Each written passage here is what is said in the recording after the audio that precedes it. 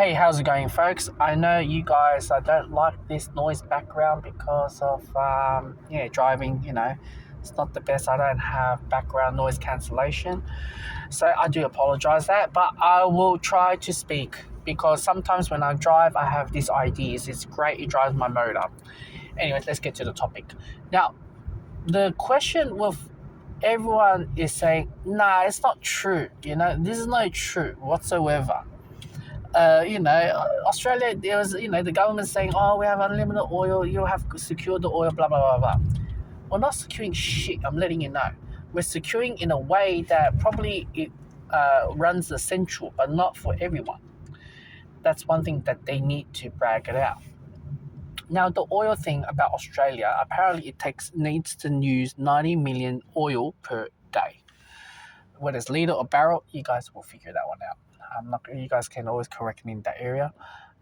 And the biggest problem, I can't speak on any of my viewers because you guys live in all sorts of part of the world. You're welcome to this video. What I'm trying to say is I live in Australia. I live in Victoria, and Victoria State, Melbourne, let's just put it that way.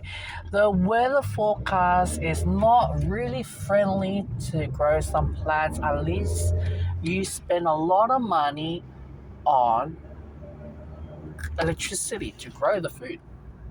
And I guess Australia should really need to jump on board with the shipping container hydroponic growing and the controlled environment to grow. It's a lot better.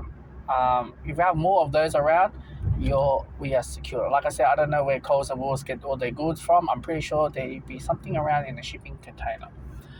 What I'm trying to say here is, okay, so the biggest problem with Australia is a massive country.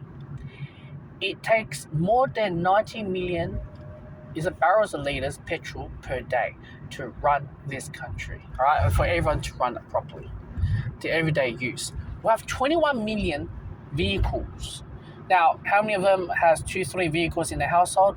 You guys can figure that one out. I'm not going to use the maths and to go through the whole thing. But what I could do say is that metropolitan, those who live in the cities, usually tend to have a car, probably a hatchback or something around 45-liter tank, depending on what you're looking at.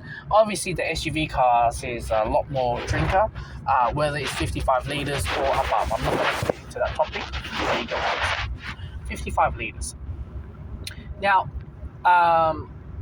the question with Australia is we are heavy consumer use of oil. All right, we go everywhere with oil, we travel everywhere with oil, and that's part of our lifestyle. Nothing wrong with it. It is what it is. So, yes, the petrol prices right now, as I'm looking as a driven past, is $1.96. Last couple of weeks ago, it was $2.35, something around there. And yeah, so apparently the government says we have around like 30 or 39 days of petrol, whatever, X, Y, and Z. Now, I'm not here to say good or bad. All I'm trying to say is the petrol is at that level, all right? We have 39 days. Russia was laughing at Australia. Albanese, in particular, has secured 100 million barrels of diesel, which he's laughed at. It says you only secured 1 day of petrol. So it's basically mocking us. I would love to show you the article on the screen, but because I'm driving, I can't. So that being said, we have a serious problem to talk about now. Now, you have that, and also we have the notion of people don't understand the logistics side of it. Because we are so used to having Uber Eats, and having a Santa dropping the sack, which is the eBay or Amazon or whatever. You got the courier drivers as well, all right? They're all happy. But to look deep down from a courier point of view, right? For example, let's make it simple. You're getting a SIM card because you lost your SIM card, and you want to get your SIM card from the Optus or telecommunication headquarters. Now, obviously, the headquarters will get it registered and get a consignment note or consignment note and get it sorted out and order the freight delivery driver to come.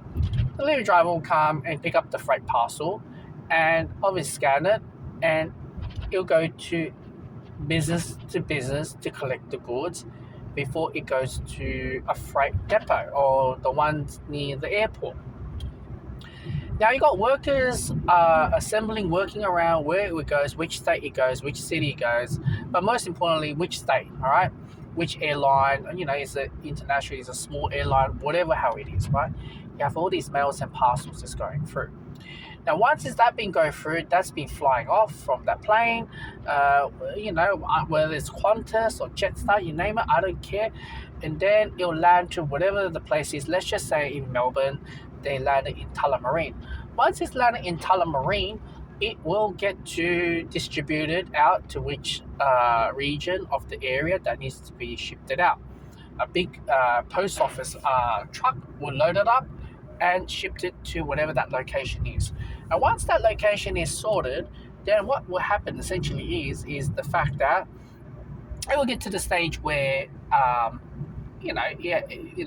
then you shipped it out in a smaller van, and you shipped it out in your local and your area neighborhood.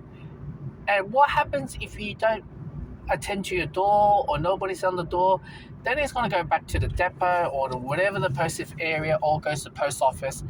And let's just say you couldn't pick it up and it comes knock on your door again and again, or maybe you go yourself.